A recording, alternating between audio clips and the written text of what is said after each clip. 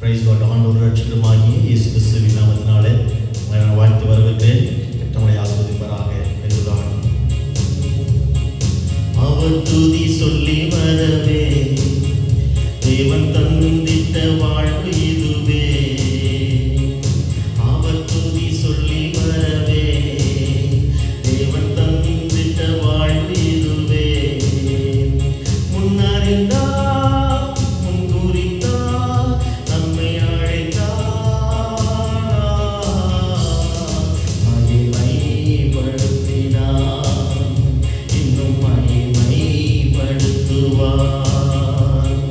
மகிமைப்படுத்தினார்.